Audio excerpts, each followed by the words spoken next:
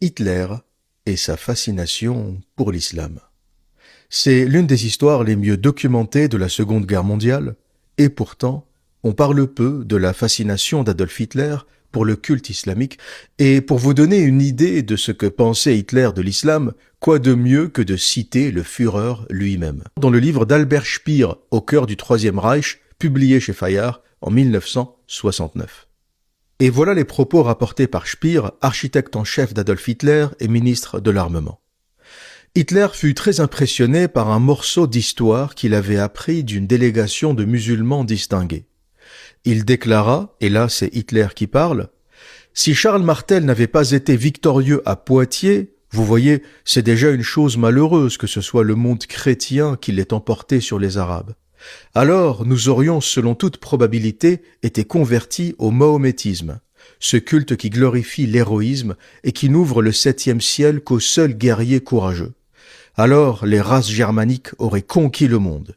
Seul le christianisme les en a empêchés. » Une autre citation, et celle-ci est intéressante parce qu'elle nous aide à comprendre ce que Hitler trouvait de fascinant dans l'islam.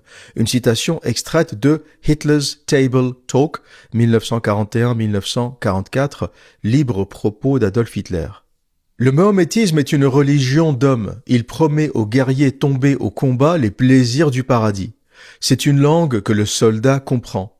Le christianisme, au contraire, est une chose tout à fait différente. C'est une religion de résignement, de douceur, de compassion, ce qui est l'exact opposé de ce dont un peuple de conquérants a besoin.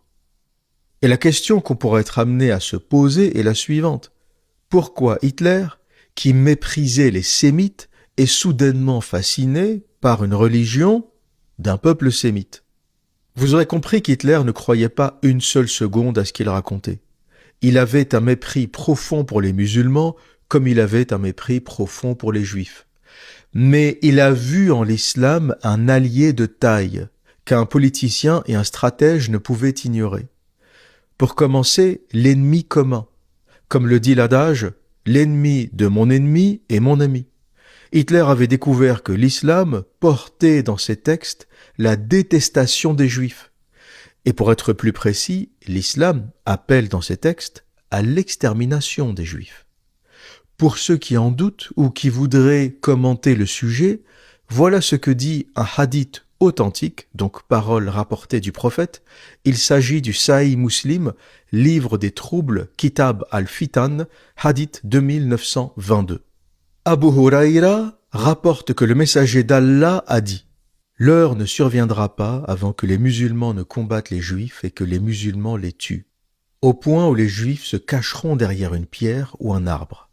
Alors la pierre ou l'arbre dira « Ô musulmans, ô serviteurs d'Allah, il y a un juif derrière moi, viens le tuer. » Donc premier point, dans les textes fondateurs de l'islam, il y a des appels au meurtre des juifs. Ce que fait aujourd'hui le Hezbollah ou ce que fait le Hamas n'est qu'une application des textes islamiques. L'islam n'a jamais été une religion de la paix. Au contraire, c'est une religion qui appelle au meurtre de tout ce qui n'est pas musulman.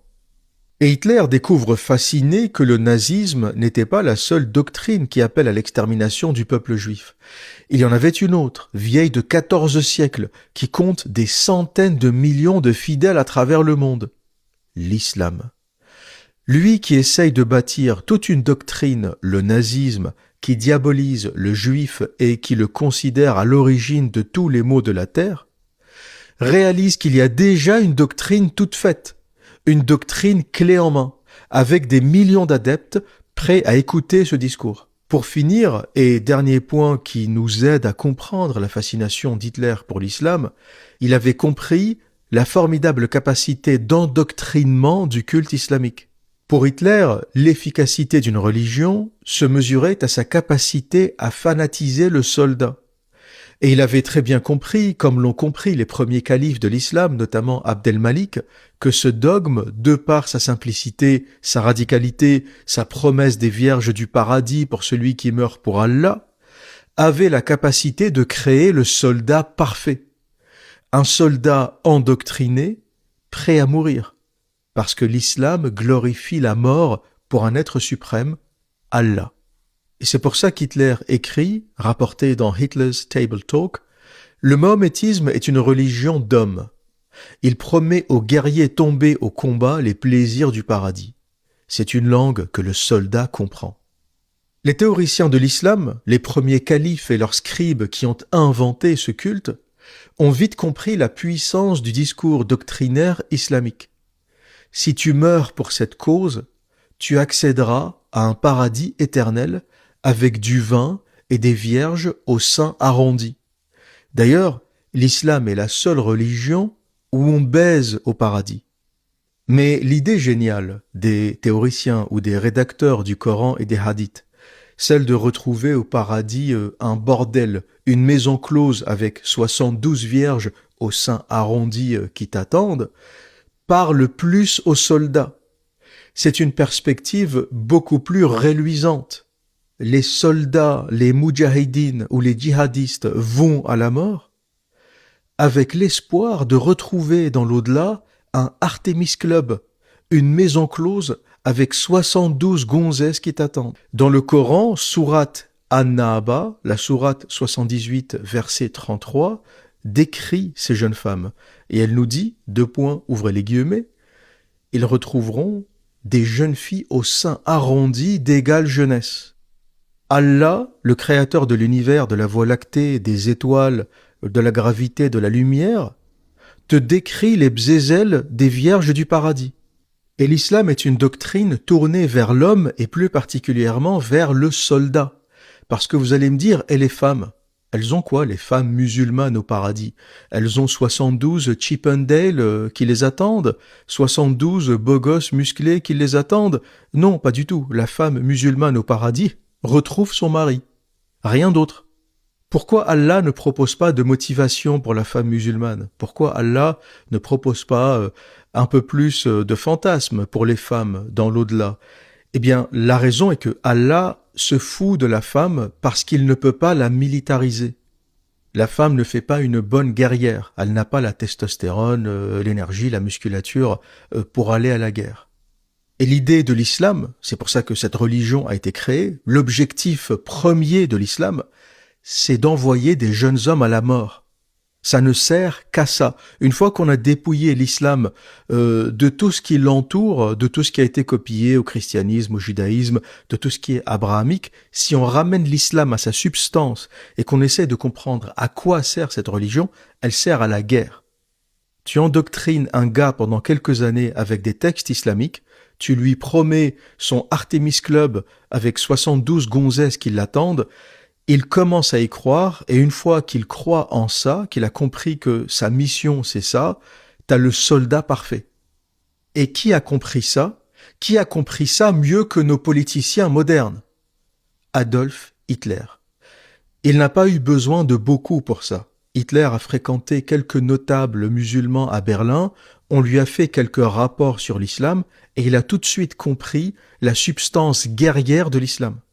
Hitler a compris les similitudes entre le projet nazi et le projet islamique.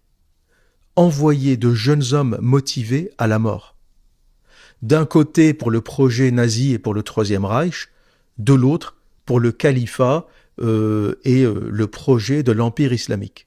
Et Hitler avait aussi compris que pour son projet nazi, il avait besoin de fanatiques endoctrinés. Parce que l'homme rationnel est problématique, dans le sens où l'homme rationnel ne veut pas mourir pour un dictateur, ou un dieu, ou une puissance quelconque. L'homme rationnel veut vivre.